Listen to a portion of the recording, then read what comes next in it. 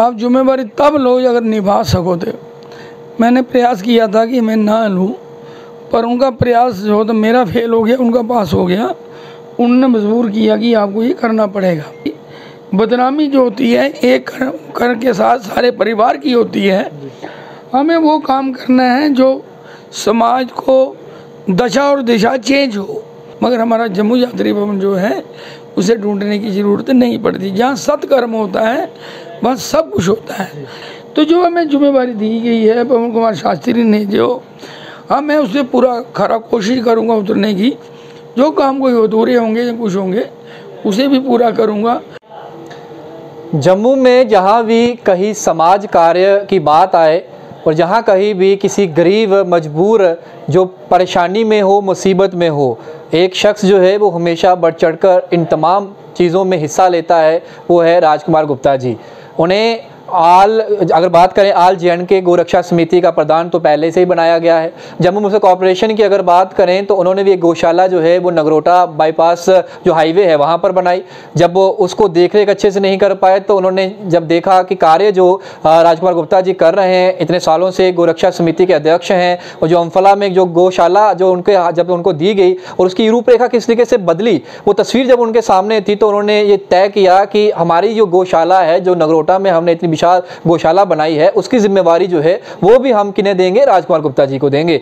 अब ऐसे भी बाकी भी कोई भी संगठन हो, कहीं लंगर के कार्य हो, कहीं समाज सेवा से जुड़े कोई भी संगठन हो, तो वहां पे जब उनको लगता है कि कोई एक शख्स हमें दिखे जिससे पास हम जाएं, किसी से एडवाइस लें या फिर किसी को कोई काम सौंपें, तो राजकुमार गुप्ता ही एक नाम उनके सामने आता है। तो उन्हें उन चीज़ों में भी जो है बढ़ चढ़कर हिस्सा जो है वो दिया जाता है। कई जिम्मेवारियां ऑलरेडी इनके सर पर हैं, लेकिन आज जब हम इनके पास पहुंचे हैं तो एक और जिम्मेवारी का बोझ जो है इनके कांधों पर आया है। और मैं अगर बात करूं जम्मू यात्री भवन ट्रस्ट की, तो उनका एडवाइजर जो है इन्हें नियुक्त किया गया है।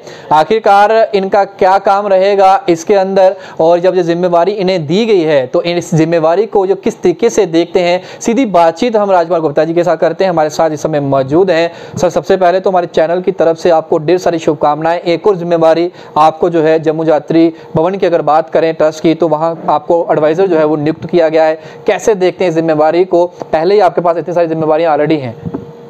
देखिए, ऐसा है, अगर कोई जिम्मेवारी मिलती है तो उसे निभाना पड़ता है। आप जिम्मेवारी तब लो अगर निभा सको तो। मैंने प्रयास किया था कि मैं ना लूँ, पर उनका प्रयास जो तो मेरा फेल हो गया, उनका पास हो गया। उन्होंने मजबूर किया कि आपको ये करना पड़ेगा। समाज के काम, इंसान जो जन्म लेता है तो समाज के कार्य के लिए ही लेता है, भगवान की सेवा के लिए ही लेता है। मगर हम लोग भड़क जाते हैं, आगे पीछे चले जाते हैं। जो सत्कर्म है काम तो उसी में होगा। तो आपने देखा होगा महाभारत काल में भी पांडु 5 थे, 5 रेख और 100 पुत्र करोड़ योद्धे थे। जो धर्म के साथ रहता है उसके साथ ईश्वर रहता है, जो धर्म के साथ नहीं रहता है उसके साथ तो राक्षस ही रहते हैं, दूसरे इंसान नहीं रह सकते। अगर उन्होंने समाज की सेवा का मुझे दिया है तो मैंने गणेश जी के आगे सिद्धि विनायक जी में उन्हें बिठाया। वहाँ पर मैंने ये प्रण लिया है, गणेश जी महाराज, अगर आपने ये मुझे सेवा दी है और बुद्धि के मालिक आप ही हो, आप ही बुद्धि दोगे तो मैं आगे चलूँगा।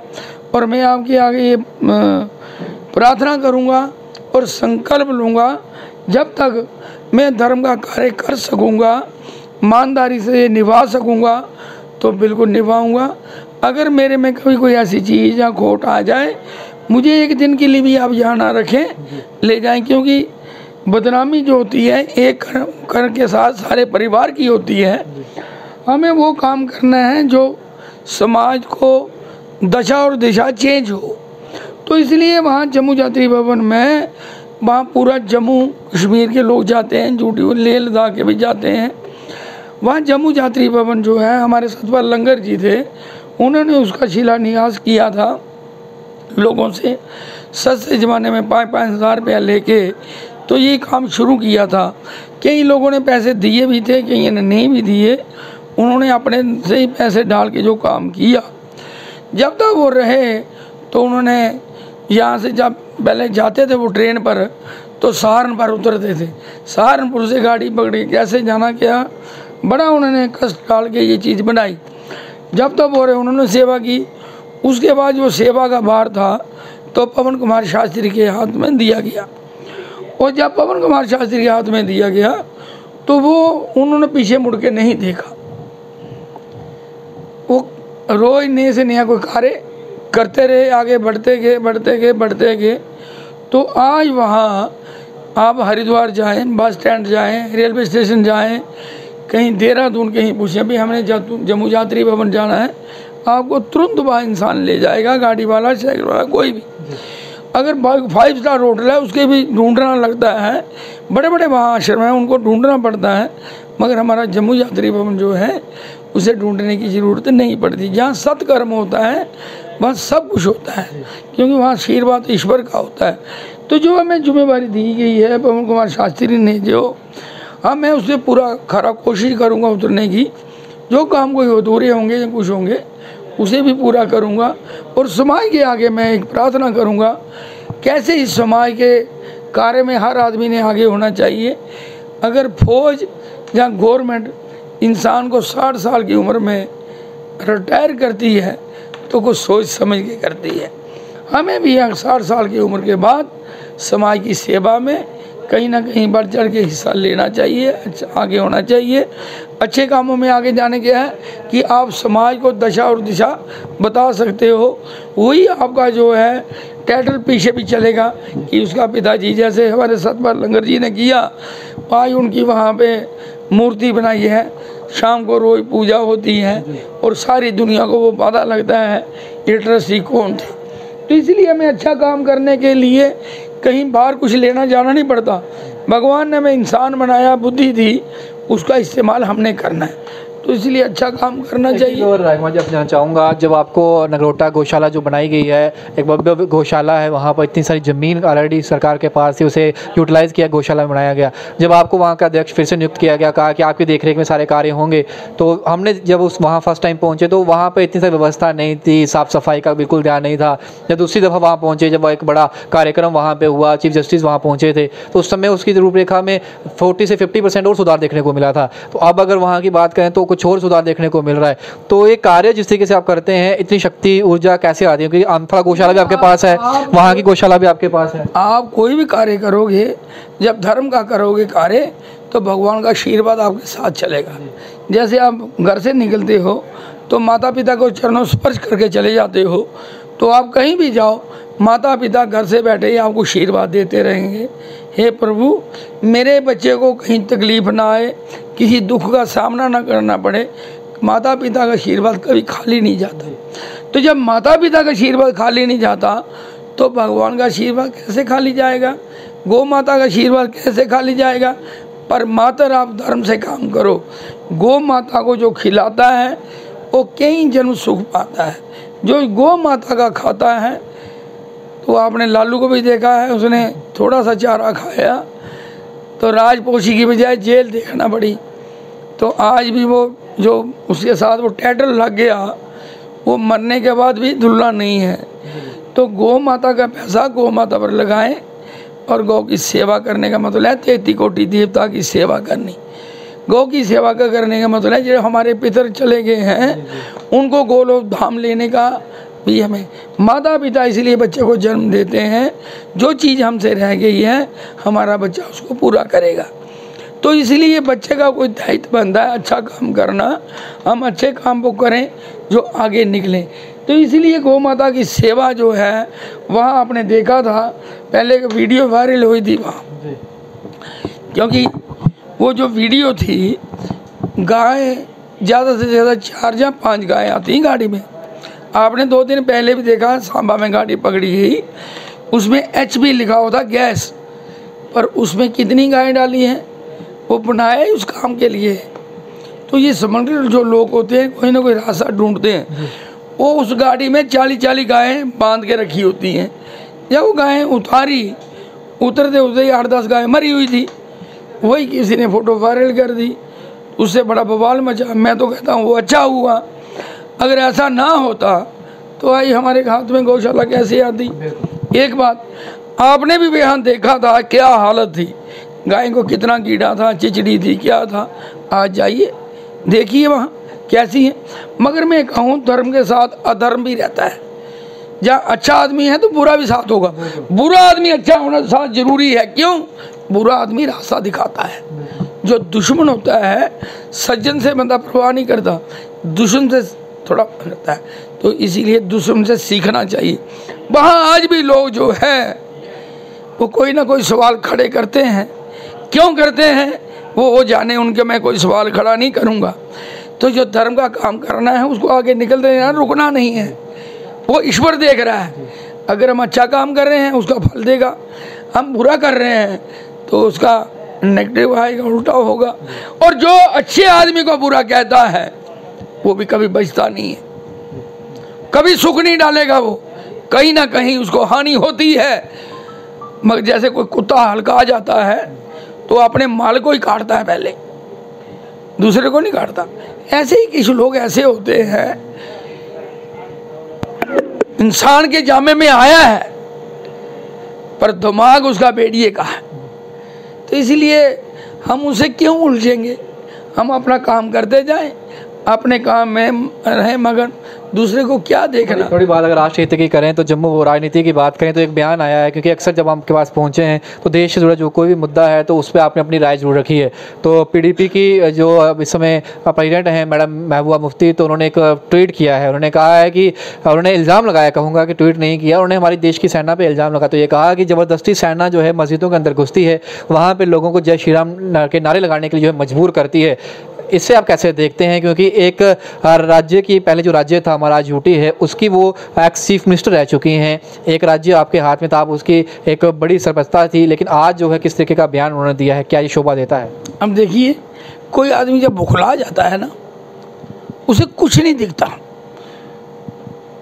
जो महबूबा मुफ्ती है, जो उनके पिताजी थे मुफ्ती, उन्होंने रास्ता क्यों खोला था पाकिस्तान का कि लोग पाकिस्तान के नारे लगाते थे। उनको पता था पाकिस्तान में क्या हाल था, इसलिए रास्ता खुलाया। जाओ देखो पाकिस्तान में क्या है, बाप बेटी को खा रहा है, बेटी बाप को खा रही है, ऐसी बुरी हालत है वहाँ पे। उन्होंने इसलिए, वो एक लीडर था मगर उसने इसे लीडर बनाया, पर ये लीडर बन नहीं सकी। क्योंकि ये जो बयान दिया, अगर कोई भी कोई बयान देता है, किसी आधार पर देता है, किसी सबूत पर देता है। अभी अमरनाथ यात्रा चलने लगी कि आप फसाद शुरू कर दिया आपने, इस छोटे से ही बयान पे फसाद होते हैं ना। अगर कश्मीरी भाइयों को यही एक ख्याल रहता है कब अमरनाथ यात्रा आएगी, घोड़े वाले, पिट्ठू वाले, लंगर वाले, होटल वाले, टैक्सी वाले, है ना, मतलब हर रेडी वाला कोई भी लगाओ, इसी अमरनाथ यात्रा पे उनका पूरे साल का दारोमदार होता है। उनकी भी रोटी ये छीन रही है। एक जो राजा होता है वो प्रजा का माता और पिता होता है, वो प्रजा के लिए सोचता है। पर ये कौन सा राजा है जो अपनी प्रजा को खाई में डूबने का काम करेंगे? और जो फौज पे इन्होंने इल्ज़ाम लगाया, अगर महबूबा मुफ्ती जी आप भी अपने बंगले में आराम से रह रहे हो, इन्हीं फौजियों की वजह से, इन्हीं की कुर्बानियों की वजह से आप सुरक्षित हो, नहीं तो आपके अपने ही आपको खा जाएं। भेड़ियों को जब भूख लगती है, कोई नहीं दिखे तो अपने बच्चों को ही खा जाता है वो। तो आज वो फौजी जो हमारी सरहद पर दिन रात ग्लेशियर पर इतनी माइनस टेम्परेचर में रह रहे हैं, हम उन पे इल्ज़ाम लगाएं कि आप सुखी रहोगे। हम उनको नाम देने की बजाय, उनकी प्रशंसा करने के बजाय उन पे हम उंगली उठा रहे हैं। किस बेस पे? जिसका कोई आधार ही नहीं है। एक क्यों बयान दिया गया कि अमरनाथ यात्रा आ गई है, कोई हम गलत बयान दें जिससे ये फसाद बने, मैं अपनी राजनीतियाँ सेकूं। तो इसीलिए इससे क्या होगा, वो श्रीनगर की जनता भी आपके खिलाफ हो जाएगी कि उनका आप कारोबार छीनोगे। किसी की रोजी रोटी छीनता है तो उससे अंदर से कुछ नहीं कर सकते, तो बद्दुआ तो निकलती है। बद्दुआ एक ऐसी चीज़ है जो लोहे को भी भस्म कर देती है। तो राजा का दायित्व होता है प्रजा की रक्षा और सुरक्षा करना, ना कि प्रजा को खाई में गिराना। और जो रही फौज की बात, तो आपने हमारे अभिमन्यु को भी देखा था, वही पाकिस्तान था जो यहाँ से गर्दनें काट के ले जाता था, चंद ही घंटों में उन्हें वापस भेजना पड़ा। वही पाकिस्तान हाहाकार में जाता था, आई कहाँ है वो, आज उसे अपने घर में खाने को नहीं है। इनको ये क्या नहीं समझ थी। आपको अगर वहाँ का राशन बड़ा पसंद है, प्रिय है, वहाँ की जनता बड़ी प्रिय है, थोड़े दिन के लिए वहाँ जाइए, फिर जनता को धर्म से आगे बताइए वहाँ क्या है, फिर निर्णय लीजिए। आप ऐसे बातें करोगे तो देश को जोड़ने की बजाय आप तोड़ने की बातें करते हो, तो ये तो आपको लोग एक बरूपिया कहेंगे, बरूपिया के रूप में देखेंगे, आपको लीडर के रूप में नहीं देखेंगे। तो मेरा यही कहना है, हमें सत्कर्म पर चलना चाहिए। हम पहले तो सबसे बड़ी हमारी एक बात और बताऊं, हमारी जात है इंसानियत की। सबसे पहले जात हमारी इंसानियत की है। पहले हम इंसान बने, फिर हमारी जात पात है। एक ही मिट्टी से हम पैदा होते हैं और उसी मिट्टी में हम चले जाते हैं। एक ही जमीन है, एक ही आसमान है, दूसरा कोई बना नहीं। एक ही तरफ एक ही रास्ता आने का है और एक ही जाने का, दूसरा कोई बना ही नहीं। अगर कोई दूसरा रास्ता है तो महबूबा मोती जी हमें बता दो, हम वो रास्ता देखें। तो इसीलिए आप कभी भी कोई बयान दें, सोच समझ के दें। आपकी उम्र हो गई है, आपको लोग इज्जत दें। कोई छोटा आदमी आपको बुरे लफ्ज़ के बोल के बोलेगा, अच्छा नहीं लगेगा। ये हमारे जम्मू कश्मीर यूटी की बदनामी होगी कि एक सीएम को एक छोटा आदमी को गाली दे रहा है। हम ये चाहते हैं आप ऐसा काम करें, लोग आपकी प्रशंसा करें, आपको गाली ना दें, आप गलत काम ना करें। आपने जब मंदिर में जाकर पानी चढ़ाया था तो सबने तारीफ की थी कि उसका कहीं ना कहीं आपको फल मिलेगा, ऐसा नहीं है। बोले बाबा पे एक चावल भी आप चढ़ा दोगे उसका फल भी मिलता है। तो आपने तो गड़वा जल चढ़ाया था, अगर लगातार आप जल चढ़ाती रहती तो आज आपका उद्धार हो जाता। अब वह भी डर गई किसी से, पहले तो आपने परवाह नहीं की, बाद में फिर कुर्सी साथ थोड़ी ले जाएंगे ना। तो एक हमारा हिंदुओं का लीडर मरता है तो जब शमशान ले जाता है तो कुर्सी नहीं लेते, कुर्सी वहीं रहती है। अगर किसी को दफनाते हैं तो वहाँ भी कुर्सी नहीं ले जाती, कुर्सी फिर किसी के काम आनी है। कुर्सी को लोग देखें, आपकी इज्जत करें, तो इस कुर्सी को कोई अच्छा आदमी बैठा था। आप ऐसा काम ना करें जिससे आपको लोग बुरी नज़र से देखें। मैं यही कहूँगा, धर्म का काम, धर्म का काम, सबका साथ, सबका विकास और अच्छा काम करने से ही इज्जत मिलेगी, बाकी कोई इज्जत कहीं नहीं मिलती। बहुत बहुत शुक्रिया आपका। तो हमारे साथ बातचीत करने के लिए राजकुमार गुप्ता जी थे, सीधी बातचीत उनसे की है। हालांकि आज खास दिन है, आज उनके परिवार के लिए भी खास दिन है क्योंकि उन्हें एक और जिम्मेवारी दी गई है। जिस तरीके से मैंने आपको बताया कि जम्मू यात्री भवन ट्रस्ट की अगर बात करें तो उनके एडवाइजर उन्हें नियुक्त किया गया है। और जिस तरीके से मैंने आज तक काम किया, आगे भी मैं इसी तरीके से काम करने की कोशिश करूंगा। आशीर्वाद भगवान का चाहिए और अपनी जिम्मेवारियों को निभाने का प्रयास जारी रहेगा। आप भी उन्हें जो है मुबारकबाद जरूर दीजिए, कंग्रेचुलेशन जरूर लिखिएगा, और कमेंट सेक्शन खाली है। वीडियो को जितना से उतना शेयर करें। बाकी बड़ी तमाम अपडेट्स के लिए आप बने रहें बहु एक्सप्रेस पर। तरोरा के साथ शुभम लंगे, बहु एक्सप्रेस के लिए। जय हिंद।